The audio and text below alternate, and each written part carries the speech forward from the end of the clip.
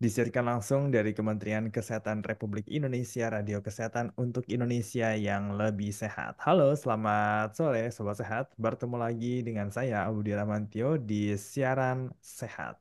Sebelumnya, saya ingin menyapa dulu untuk Sobat Sehat semuanya yang mendengarkan secara langsung dari streaming aplikasi Radio Kesehatan maupun di radiokesehatan.kemkes.go.id. Dan selamat bergabung juga untuk Healthies dan juga Sobat Sehat yang menyaksikan lewat live Instagram Kementerian Kesehatan Kemenkes_RI. Baik, sobat sehat, patah tulang. Ini bukan hanya soal tulang yang retak atau patah ya, tapi juga bagaimana kita mengenali gejalanya, memberikan pertolongan pertama yang tepat, serta memahami kapan tulang bisa sembuh sendiri dan kapan harus dioperasi. Baik mitos seputar patah tulang yang berada di masyarakat. Kalau bisa digerakkan berarti bukan patah. Atau kalau patah ya berarti harus diurut ya. Atau dipijat nih biar cepat sembuh. Benarkah begitu Sobat Sehat? Kita akan bahas lebih dalam di siaran sehat dengan topik patah tulang. Gimana penanganannya? Bersama dengan narasumber kita yaitu Dr. Aditya Fuad Robi Triangga dari Rumah Sakit Sarjito. Halo, selamat sore Dr. Robi. Selamat sore, Mas Odi. Selamat sore Dr. Robi, bagaimana kabarnya dok? Ya, baik. Sehat, terima kasih. Gimana kabarnya, Mas Odi? Alhamdulillah sehat dok. Terima kasih ya dok ya sudah mau meluangkan waktunya nih untuk berbincang bersama kami di Radio Kesehatan ya dok. Ya, siap, Mas Odi. Oke baik Sobat Sehat seperti biasa yang ingin bertanya langsung kepada Dr. Robi bisa langsung aja tanya lewat live Instagram tulis pertanyaan kamu di kolom komentar di bawah ataupun dari WhatsApp 0821 3636 2018. Baik Dr. Robi. Ini kita akan sering dengar ya istilah patah tulang. Tapi mungkin banyak orang yang belum tahu nih, ada berbagai jenis patah tulang. Mungkin Dokter Robi bisa menjelaskan terlebih dahulu nih, apa saja jenis-jenis patah tulang dan bagaimana cara membedakannya? Ya, oke, Mas Odi, saya jawab pertanyaan pertama. Jadi, patah tulang ya jenis-jenisnya. Patah tulang itu secara umum dibagi berdasarkan adanya luka atau tidak adanya luka. Jadi kita sebut sebagai patah tulang terbuka atau patah tulang tertutup. Seperti itu. Jadi kalau dibilang patah tulang terbuka, otomatis yaitu terjadinya patah tulang disertai dengan adanya luka terbuka yang menyebabkan adanya hubungan antara tulang dengan dunia luar atau kita sebut sebagai bone expose ya, tulangnya terekspos. Itu kita sebut sebagai patah tulang terbuka.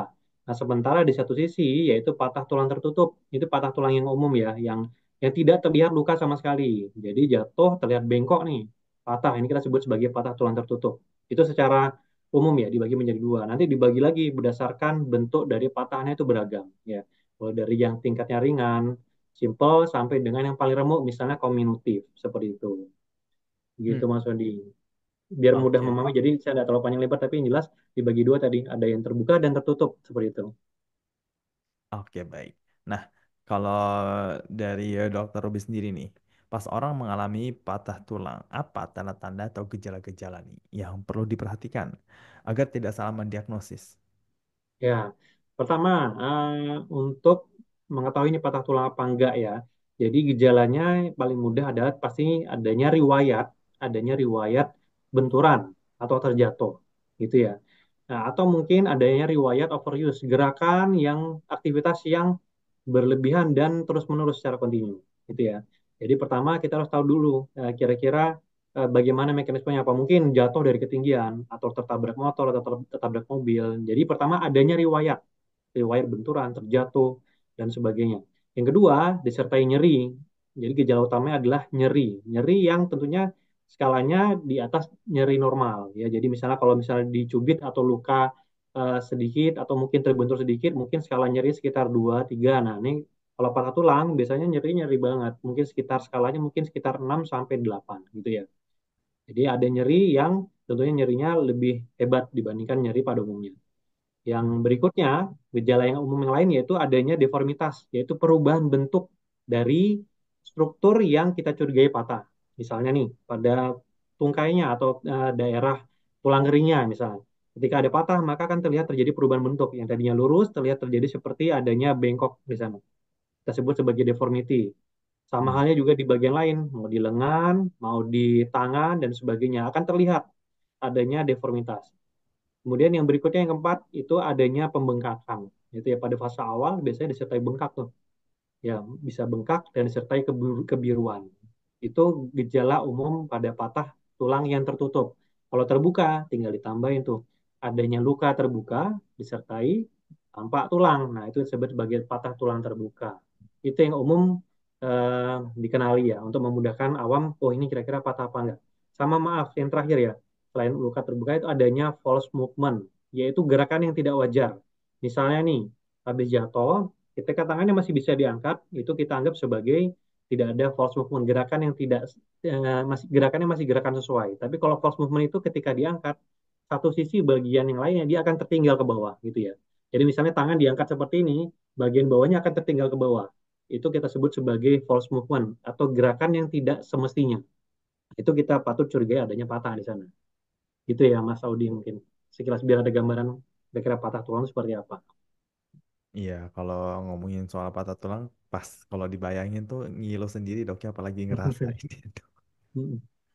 Yang ngebayangin aja tadi tuh dari jawaban-jawaban dokter tuh kayaknya aduh ngilu banget ya kalau sampai kena ya gitu, apalagi mengalami ya itu katanya nyerinya tuh leb- 2 kali mungkin lebih lebih nyeri dibandingin ibu melahirkan katanya dok ya.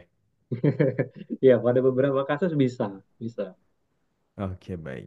Nah, em, kemudian pertolongan pertama nih dok ya, kan kadang kan kejadian-kejadian patah tulang kan itu terjadi secara tiba-tiba, maksudnya kan nggak diduga dok ya, secara tiba-tiba gitu. Misalkan pemain bola di atas lapangan kena tackle terus patah tulang di situ. Itu pertolongan pertamanya seperti apa dok ya, sebelum dibawa sampai ke fasilitas kesehatan? Ya, pertolongan pertama nih ketika dicurigai adanya patah tulang, yang pertama yang harus dilakukan adalah mengenali terlebih dahulu. Jadi itu tadi dengan gejala-gejala yang saya sebutkan tadi, ketika dicurigai ini suatu patah tulang, udah nggak usah ragu-ragu nih, sampai kita buktikan bahwa itu mungkin bukan patah tulang. Jadi misalnya terbentur jatuh, ini kok bengkak, kok kesannya kesakitannya berlebihan nih.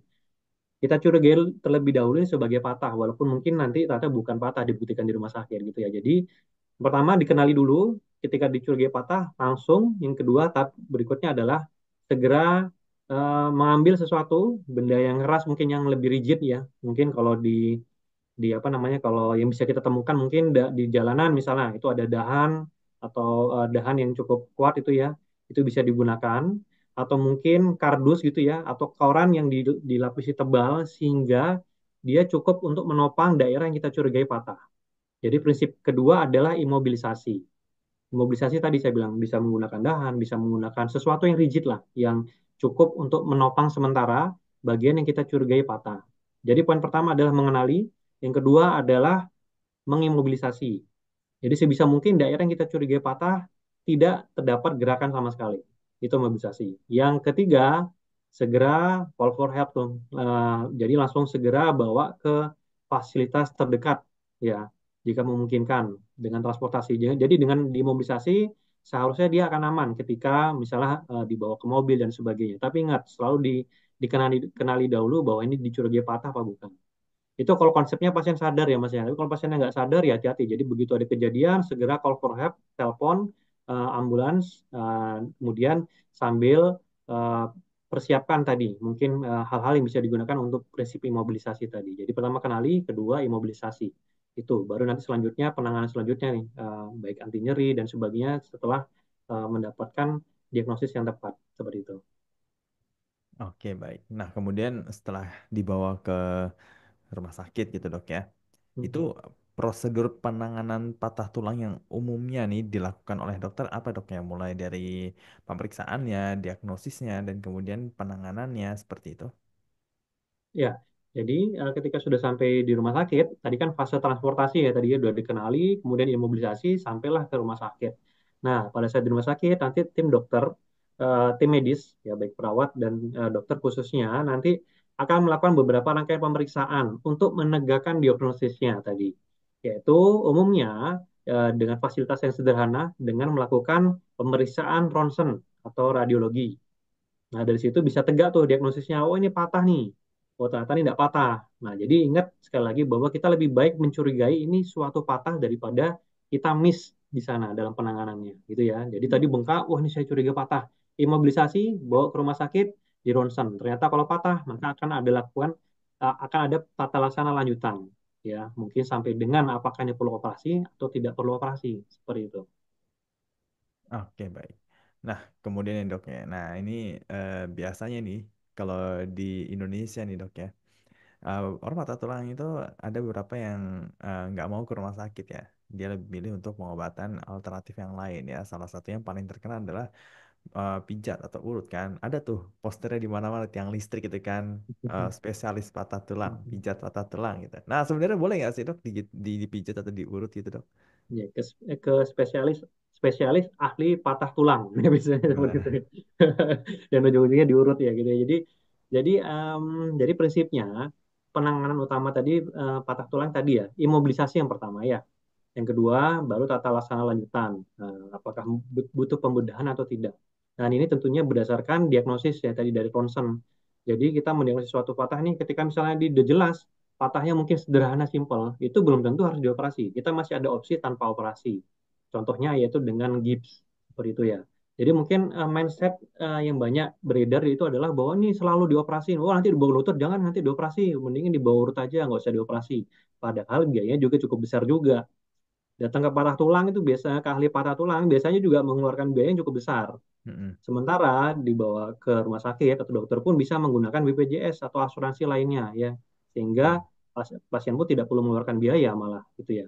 Tapi beberapa pasien malah lebih memilih pertama kesakitan. Kan tidak dibius biasanya kalau diurut itu Mas. ya, Udah tidak dibius, menerima dengan sakitnya, terus kemudian masih diurut pula seperti itu ya. Nah, jadi em, dengan dibawa ke dokter itu belum tentu dilakukan operasi karena tadi ketika patahnya mungkin sederhana maka bisa ada tempat untuk dilakukan pemasang gips saja. Namun jika memang indikasi khususnya tadi ya patah tulang yang terbuka maka itu memerlukan indikasi operasi. Terus pertanyaannya apa nggak boleh nggak kira-kira diurut? Nah, ketika sudah patah tulang dimobilisasi itu untuk sembuh prosesnya itu tulang butuh istirahat. Jadi setelah dimobilisasi dia butuh istirahat agar fase inflamasi atau peradangannya itu mulai membaik sehingga tulang mulai bekerja untuk sembuh. Mulailah tumbuh-tumbuh tulang baru dan sebagainya. Nah, namun ketika pada fase inflamasi atau peradangan tadi ditambah lagi nih diurut, dipijat dan sebagainya. Tiap hari dipijat, oh dipijat, kesakitan teriak-teriak. Nah, otomatis apa? Ini justru akan memicu respon peradangan yang lebih besar nih. Bengkaknya justru makin bertambah. Yang seharusnya bengkaknya mudah mulai menipis, makin dipijat makin bengkak lagi. Akhirnya apa? Akhirnya nggak jadi sembuh tulangnya. Tulangnya nggak bisa mencapai fase pembentukan tulang baru. Karena isinya apa? Hanya sel-sel radang semua itu isinya. Gitu. Akhirnya sering yang kami dapati pasien-pasien yang dirujuk setelah diurut atau dibawa ke patah tulang itu biasanya pertama tulangnya bengkok, yang kedua tulangnya nggak nyambung gitu ya. Seperti itu, udah bengkok cacat, terus nggak nyambung pula. Akhirnya baru datang ke rumah sakit. Dan tentunya penanganan justru akan jauh lebih susah gitu ya, resikonya juga lebih besar.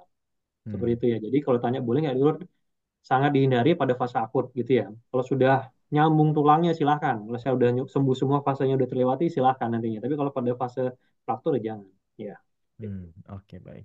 Dok, saya penasaran dok kalau di orang kalau misalkan patah tulang kan dok ya, saya punya beberapa teman yang dulu pernah kena patah tulang gitu. Itu Mm-mm. pertama, kenapa perubahannya itu tebel banget. Yang kedua, itu ada beberapa yang sampai pakai apa sih dok, kayak keras gitu dok. Kalau dibuka tuh masih pakai pakai gergaji gitu. Hmm. Nah, itu fungsinya apa dok? Saya penanganannya sampai seperti itu dok. Apakah supaya si tulang ini nggak kena benturan atau misalkan dia biar istirahat supaya tadi inflamasinya turun seperti itu dok? Ya, jadi prinsipnya ini sebenarnya ini prinsip yang dianut sama maaf ya ahli patah tulang tadi ya.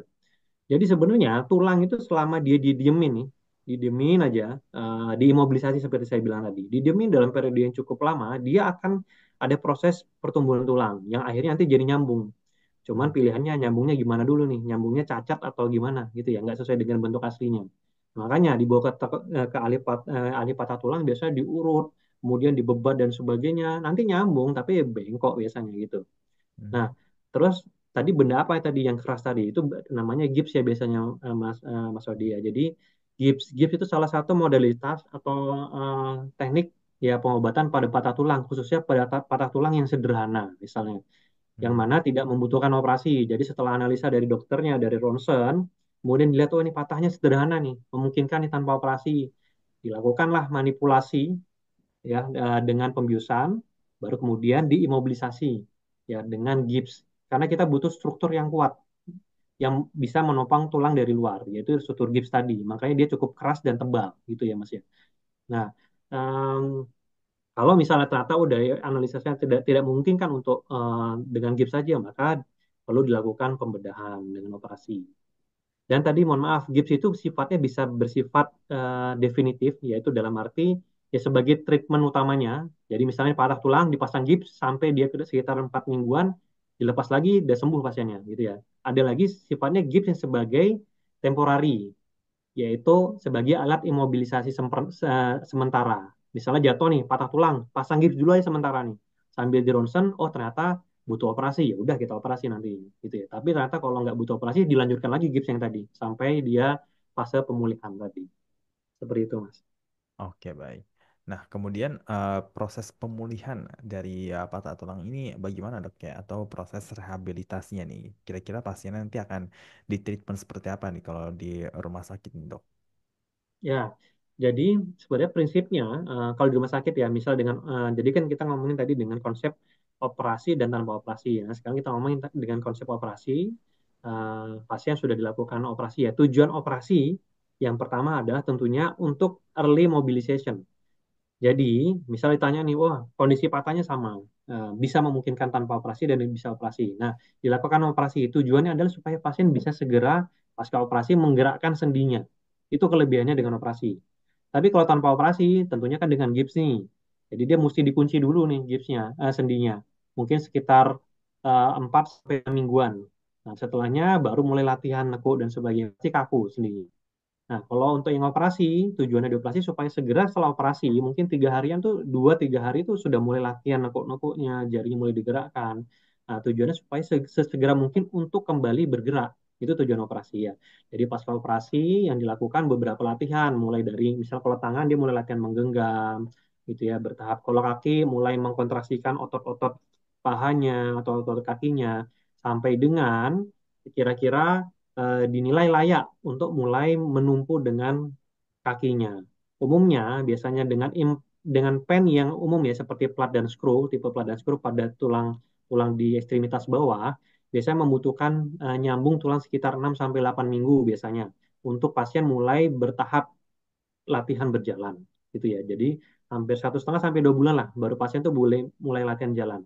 Tapi dengan jenis implan yang lain seperti model nail ya, seperti model apa namanya besi di dalam yang ditanam di dalam tulang bukan plat dan screw tapi seperti nail gitu ya. Nah itu memungkinkan pasien sesegera mungkin untuk latihan jalan. Misalnya nih hari ini operasi dipasang nail, bentuknya bagus, hasil operasinya bagus, besok atau lusanya pasien sudah mulai latihan langsung jalan, numpuk. Seperti itu. Kembali lagi, goal utama dari operasi adalah supaya memungkinkan pasien untuk sesegera mungkin untuk jalan dan aktivitas kembali, jika memungkinkan. Seperti itu, Mas. Oke, baik. Nah, ini ada beberapa pertanyaan dari Sobat Sehat semuanya. Kita mulai dari pertanyaan T. Meser. Izin bertanya, dok, bagaimana penanganan pada fraktur tibial plateu? Tapi penanganannya saat itu telat, dok, dan sekarang udah berlangsung sekitar 1,5 tahun.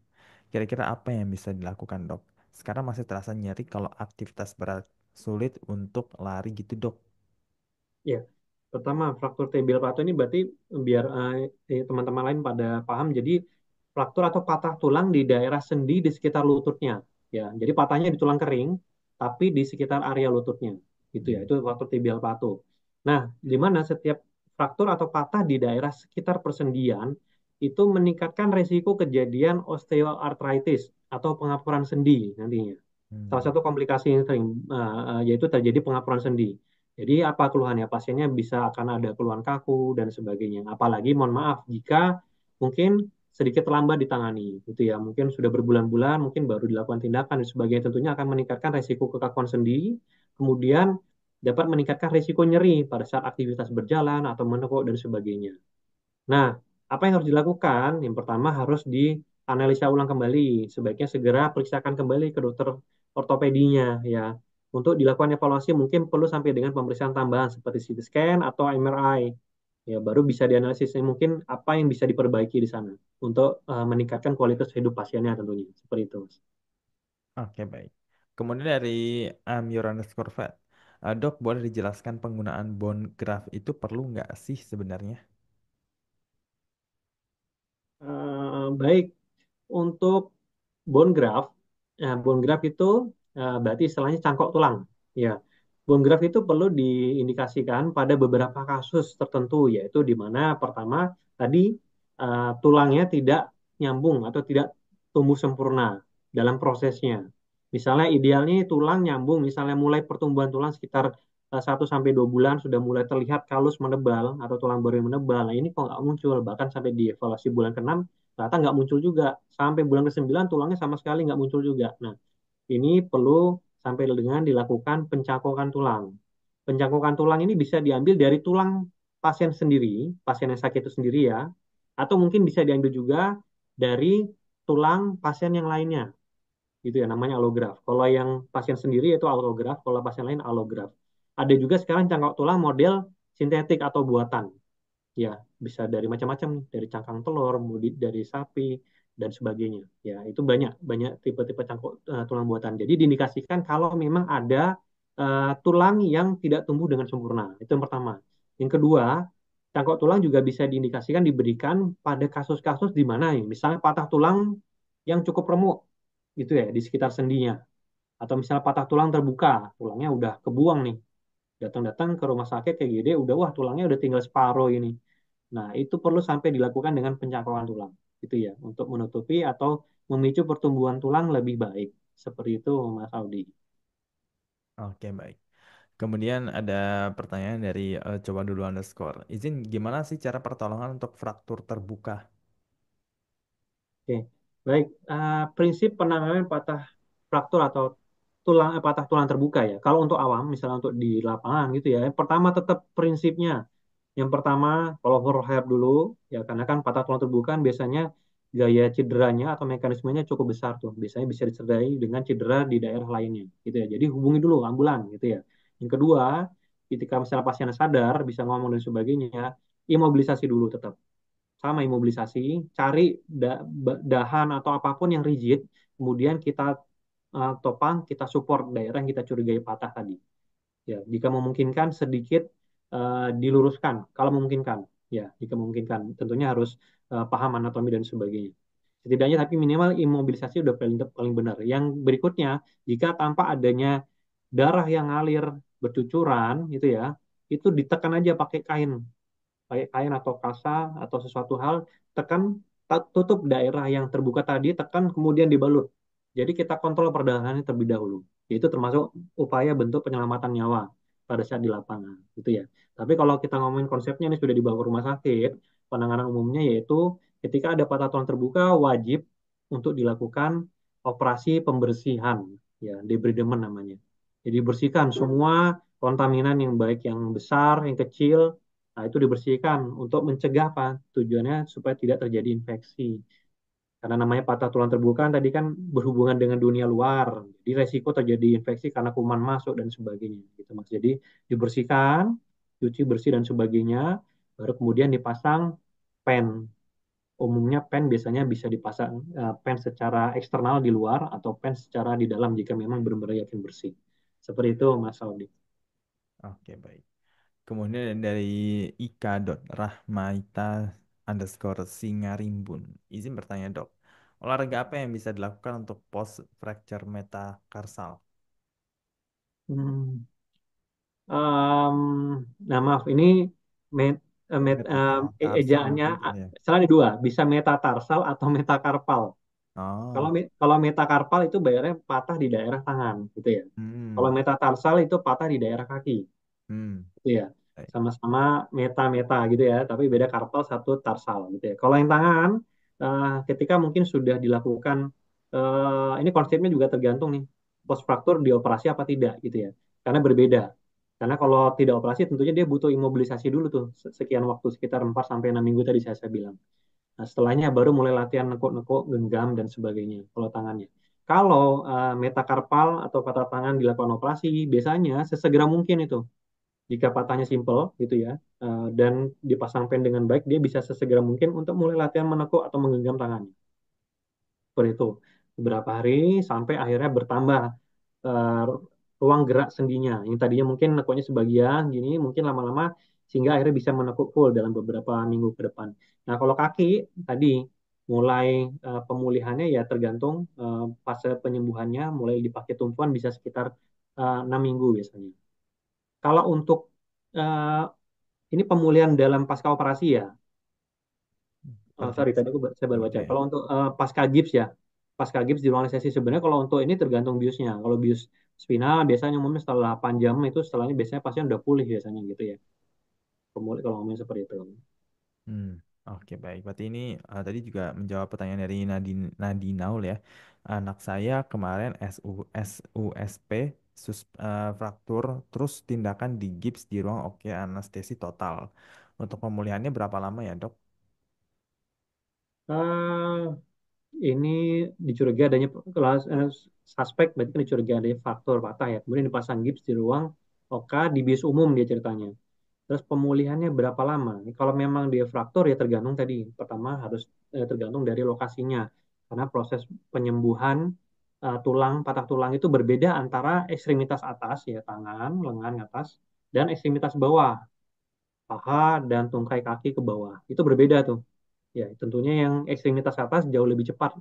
Biasanya range-nya sekitar 3 sampai 5 minggu ya, atau dibilang 4 sampai 5 minggu itu udah mulai proses penumbuhan tulang baru, sementara di tungkai bawah dia membutuhkan waktu lebih lama. Biasanya bisa dua kalinya, mungkin 6 sampai 8 minggu atau lebih seperti itu.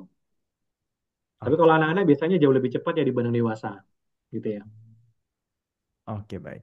Nah ini dok sebagai penutup nih pertanyaan terakhir kan banyak nih orang yang takut sama risiko patah tulang ya. Nah apa yang bisa kita lakukan dok untuk mencegah patah tulang terutama pada lansia nih yang sering banget kan ya jatuh dari kamar mandi terus tulangnya patah seperti itu atau orang yang aktif berolahraga dok. Ya, baik. Jadi yang jarang olahraga risiko patah. Tapi aktif berolahraga juga tetap ada risiko patah. Kalau yang aktif pada berolahraga itu namanya kita sebut sebagai stress fracture gitu ya. Tapi sekarang kita ngomongin konsep yang tadi ya untuk pencegahan ya pada orang tua untuk mencegah pengeroposan tulang gitu ya. Yaitu tentunya aktivitas olahraga itu wajib ya di samping dengan asupan-asupan vitamin dan mineral ya. Kita eh, tentunya seperti ketahui perlu asupan kalsium dan vitamin D itu juga perlu, termasuk protein, yang mana itu berperan penting dalam menjaga regulasi kepadatan massa tulang gitu ya. Kalau pertama asupannya kurang gitu ya, tentunya rentan akan mengalami pengeroposan. Ditambah lagi kurang olahraga, kurang gerak gitu ya. Karena banyak asupan kalsium, vitamin D, protein tidak diimbangi dengan olahraga itu juga percuma yang dibuang juga akan banyak. Jadi tidak akan diserap, tidak akan disimpan ke dalam tulang. Jadi salah satu peran olahraga adalah untuk mempertahankan tadi komponen tadi tetap utuh di dalam tulang gitu ya. Semakin dipakai olahraga, dia semakin disimpan di situ. Tapi kalau misalnya nggak olahraga sama sekali, maka ngalir gitu aja akan dibuang tuh lewat urin, lewat uh, feses dan sebagainya. Gitu ya. Jadi olahraga itu penting dan tentunya dicukupi dengan asupan makanan yang bergizi yang kaya akan kalsium, vitamin D dan juga protein. Seperti itu, Mas. Oke baik. Baik Dokter Robi kita sudah memasuki penghujung dari siaran sehat kita pada sore hari ini. Sebelum kita tutup boleh untuk memberikan pesan-pesan sehat kepada sobat sehat semuanya. Silakan dok. Ya, pesan-pesan saya buat HTS, jadi bagaimana teman-teman semua ini bisa menjaga kesehatan tulang dengan baik tadi dengan asupan makanan yang bergizi ya eh, cukupi kebutuhan kalsium, vitamin D dan protein serta pentingnya olahraga itu penting dalam menjaga kepadatan massa tulang tentunya nih untuk menjaga supaya tulang tidak mudah rapuh dan tidak mudah patah di kemudian hari. Yang kedua, poin penting yaitu ketika mengalami atau dicurigai adanya fraktur atau patah tulang sebaiknya tetap kita curigai itu suatu hal patah atau fraktur sampai dibuktikan tidak gitu ya. Dengan prinsip tadi saya sebutkan bisa dengan prinsip imobilisasi.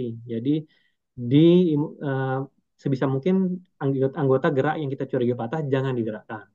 Dan berikutnya jangan diurut gitu ya. Kalau apalagi sedang fase akut nih, kita curiga patah, kemudian lagi bengkak-bengkaknya diurut, jangan diurut, makin bengkak lagi tuh. Ya akhirnya apa? Nanti bisa menyebabkan komplikasi jangka panjang nantinya. Seperti itu Mas Aldi. Dan jangan lupa jangan takut untuk periksa ke dokter. Dokter nggak gigit gitu ya. Malah nanti dibantu nih kira-kira nih. Dan nggak harus selalu dioperasi yang namanya patah tulang ya. Jadi bisa tanpa operasi dan juga bisa dengan operasi sesuai dengan indikasi dan analisa dokternya. Seperti itu. Oke, baik. Terima kasih Dokter Robi atas pesan-pesan sehatnya dan sobat sehat. Demikianlah talk show kita di siaran sehat sore hari ini. Semoga informasi yang kami berikan dapat bermanfaat. Dan sekali lagi saya mengucapkan terima kasih kepada Dokter Robi yang sudah hadir di talk show siaran sehat kita pada sore hari ini. Semoga sehat selalu, Dok, dan selamat menjalankan aktivitasnya kembali ya, Dok. Ya, terima kasih Mas Aldi. Salam sehat semuanya. Baik, sobat sehat. Terima kasih yang sudah mendengarkan lewat streaming di radiokesehatan.kemkes.go.id maupun aplikasi Radio Kesehatan dan juga live Instagram Kementerian Kesehatan Kemenkes_RI dan siaran ulangnya di YouTube Kementerian Kesehatan RI. Saya Audara Mentio dan juga Dr. Robi pamit undur diri dan saya ucapkan salam sehat.